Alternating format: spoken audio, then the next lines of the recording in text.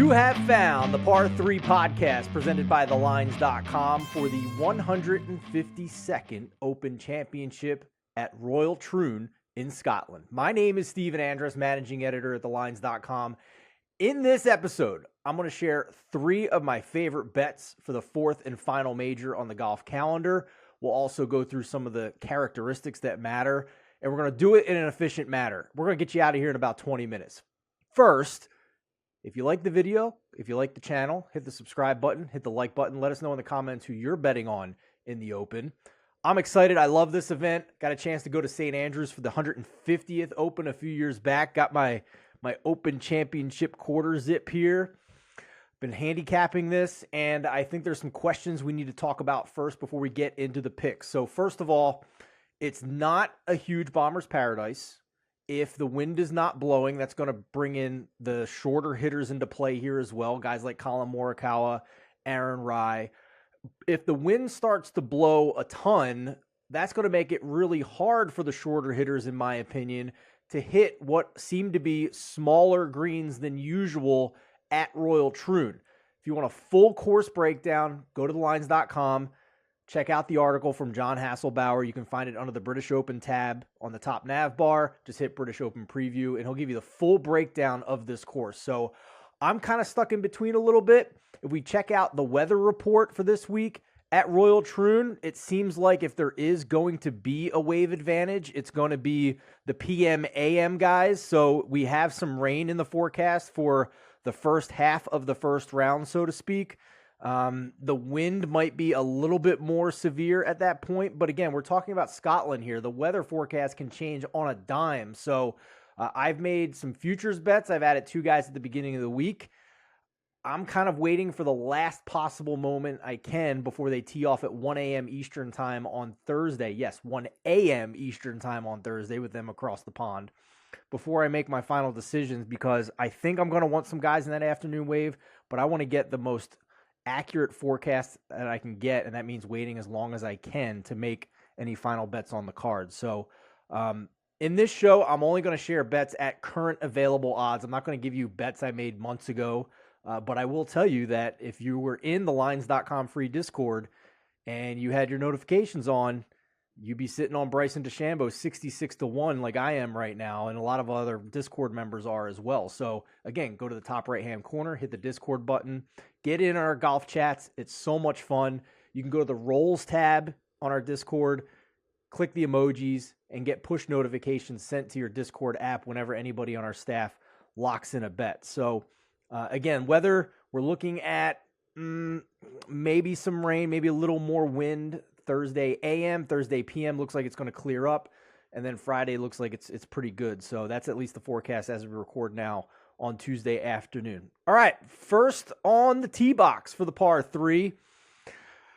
I'm going to go a little bit further down the board here at best available odds, and let's talk about Brooks Koepka. This typically is the spot where I talk about guys who are in good form and guys I want to bet going in here, but you know, if the books are going to give us Brooks Koepka with a 4 next to his name, and a lot of these books are giving you profit boosts as well, so you could get Brooks Koepka up to 50-1 with some of these profit boosts.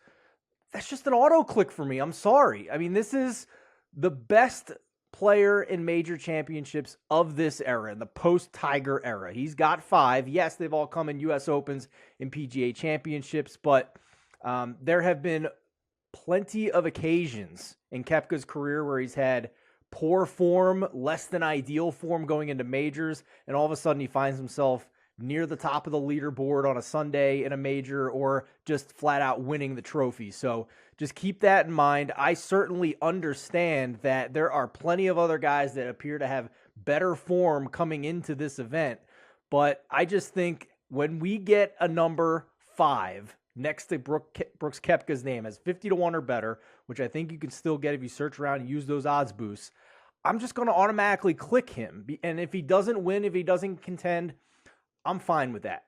When we're betting outrights, we're chasing ceilings. We don't care, frankly, if they're going to be like Tommy Fleetwood, who's constantly in the mix, maybe in a Sunday, and then, fails to win. We don't care if he finishes in second or third or fifth. Like, we just need to know that if we happen to get this guy at his best week, his A-game week, can he beat Scotty Scheffler? Can he beat Xander Schauffele? And clearly the answer is yes with Brooks Koepka. So yes, I admit fully it's a leap of faith. I don't have strong numbers to back this up with him on live right now. But if it starts with a 5, I'm betting Brooks Koepka in a major every time right now, unless there's some information with an injury that he's dealing with, which isn't the case right now with Koepka. Second guy I want to talk about here, we will get into the numbers a little bit. It's Aaron Rai. This is the form play going into this tournament at a number that I think is still pretty generous. And you got to shop around for this because he's as short as 55-1 at some books, but there's also an 80-1 out there on him.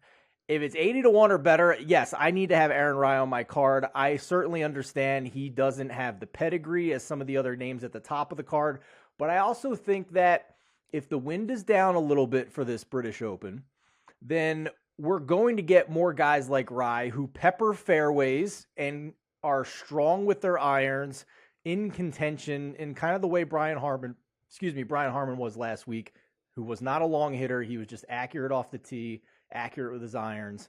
He was able to play through some of those conditions. So let's get into the numbers here with Aaron Rai. First of all, when I run the stats that I care about most that I pull from John Hasselbauer's preview article, and we look at the last 24 rounds, this is a model that off the tee has fairways gained as a primary stat versus driving distance.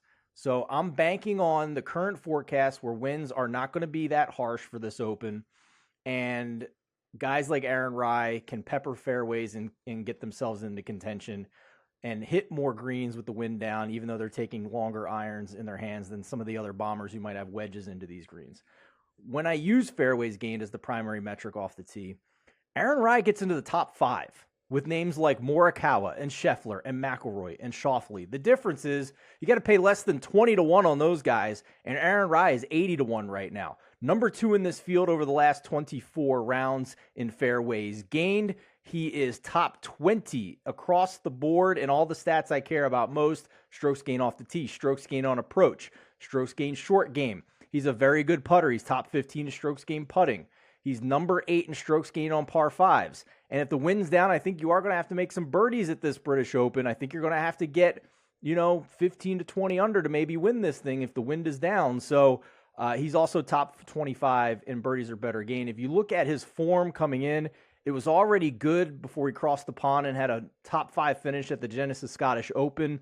He has gained 4.8 strokes putting or better in 3 consecutive events, and he's on his native surface. He's an Englishman. He's back on these link style courses with slower greens. He's comfortable with them. He's used to them.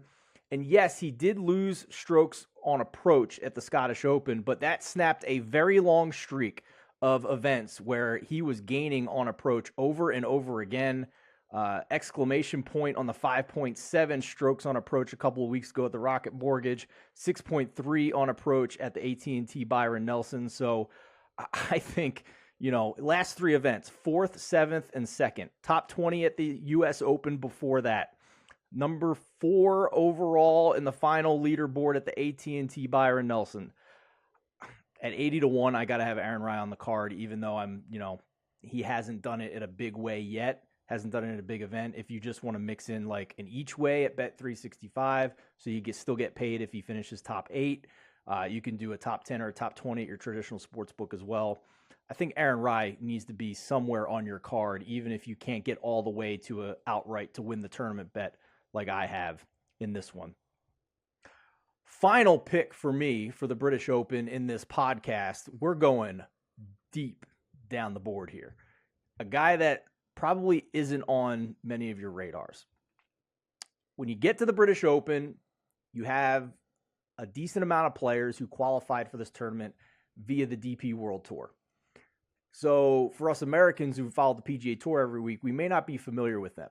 But what that does potentially is create some betting opportunities at odds for guys that are longer than they should be. I think that's very much the case for a Swede named Sebastian Soderberg.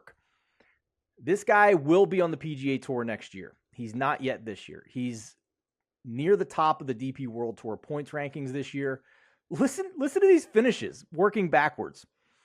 Second, these are DP World Tour events. I'm going to skip the PGA Championship. He did finish T68 there, but let's work backwards DP World Tour events. Second, third, second, 21st, 55th, 6th, 9th, 41st, 23rd, 3rd, T41, T6, and if we go further back, he's got another T5 and another T10 on the year. That's insane.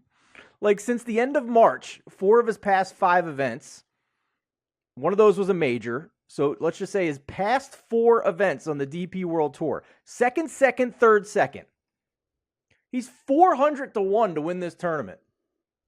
Yes, I know Sebastian Soderberg is probably not going to win the Open Championship, but it takes like a couple of bucks in your pocket to get a pretty significant payout if a monster upset happens. But what I want to harp on here is how I've bet 1 unit on Soderberg in various other markets to try and capitalize on what I think is a guy who's going to have a respectable showing at his first Open Championship. So let's get into it. Firstly, if you're going to bet him outright, I would suggest going to Bet365 and using the each way market on him. You can get 8 places at 350 to 1. So if he does have a great tournament and does finish top 8, you're still going to get 1/4 of those odds at 350 to 1 to get a really good payout. The other way I would mention is go to the top debutante market. I've taken a half unit and I've put it on the Soderberg each way bet in the top debutante market. So his odds are 20 to 1 there. The favorite in that market is Ludwig Oberg, but the other debutantes are not world beaters in this tournament. I like Akshay Bhatia. I like Davis Thompson, but would anybody be surprised if Soderberg finishes second in the debutante market behind Ludwig Oberg this week, considering the quality of names that are in that market? I certainly would not. So for those that aren't familiar with an each way bet, it's more popular in Europe than it is in the US. Basically what it does is, let's say you're going to bet $10 on an each way market at 20 to 1. So it doubles your bet size. So you're going to have $10 at 20 to 1 for Soderberg to be the top debutante. And then you're also going to have $10 on the each way bet, which is 1/4 of the odds if he finishes top 3 in the debutante market. So $10 at 20 to 1 to be top debutante. Another $10 at 1/4 the odds. So $10 at 5 to 1 for him to finish top 3 in the debutante market. So you have to bet $20 on that bet. That's how the each way works. So love that. And I also like going to BetMGM, where you can find top 40 odds where ties are paid out in full. That's very important because the 2 to 1 odds you can get on Soderberg here, where ties are paid in full to finish top 40, is much more palatable to me, much more attractive to me than the plus 210 odds that are elsewhere for him to finish top 40. So I think Soderberg is a nice little long shot here if you want to take a shot on somebody that may be off the radar of American bettors. If you look at his profile here, if we're working backwards, there are several events that don't have, strokes gained metrics if you look at his data golf profile, but consistently striking the ball with his irons very well. So we may not have strokes gained metrics for some of these finishes, but it's really hard to argue with a guy who's literally finished top 3 in 4 consecutive DP World Tour events. So Soderberg's my fun long shot for this week, and keep him in the back of your head. Maybe when he comes over and starts playing some PGA Tour, he's probably going to get his card through finishing high on the DP World Tour. Just keep him in the back of your mind if he starts hitting the odds board in some of these fall events or early season events next year in 2025. All right, everything we do here, absolutely free at thelines.com. Let us know again in the comments who you like. If you enjoyed this video, just do us that small favor. Hit the like button, hit the subscribe button. Goes a long way for us, helping us out on the YouTube algorithm side of things. And again, I will post my full betting card. I'm about to go on vacation. It's Tuesday right now as I record this. I'm out of here for a week starting tomorrow. But before I go on vacation, I will post my full betting card for the Open Championship. Again, go to thelines.com. Discord channel. It's free. It's in the top right-hand corner of thelines.com homepage. Check out all the awesome articles we have coming your way here for the 152nd Open at Royal Troon. Thanks for watching. Thanks for listening. Best of luck with your bets. for the Open.